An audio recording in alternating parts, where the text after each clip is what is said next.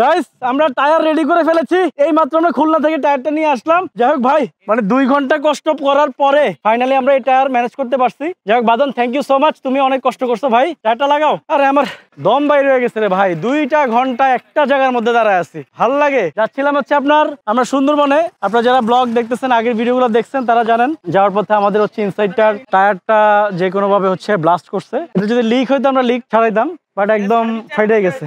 যাই হোক এখন হচ্ছে খুলনা থেকে একটা এক্সট্রা স্পেয়ার চাকা এনে আমরা লাগাইছি। কি এই কি সম্পূর্ণ বাদনের,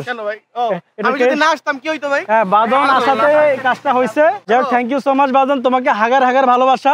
তুমি হাগার বছর বেঁচে থাকো। মানুষজন গালি দিবে ভাই, হাজার বছর মানুষজন গালি দিবে ভাই। স্লিপ অফ টাং মুখ দিয়ে বের হয়ে গেছে। হাজার বছর তুমি বেঁচে থাকো ভাইয়া, তোমার জন্য দোয়া রইলো, শুভকামনা রইলো। আগে তুমি বিচার করো, এর কিন্তু সার্ভিস চার্জ দিবে লিও ভাই 500 করে, ঠিক আছে? আর সব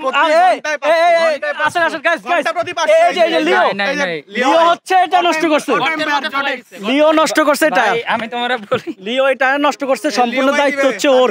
তুমি কেন এই কাজটা করলা? তুমি কেন এই কাজটা করলা আগে এটা বলো। এটা আমার কোনো দোষ নাই, আমি ঘুমায় গেছিলাম। হ্যাঁ ঘুমায় গেছে, দেখছেন ঘুমায় গাড়ি চালা, কত বড় খারাপ।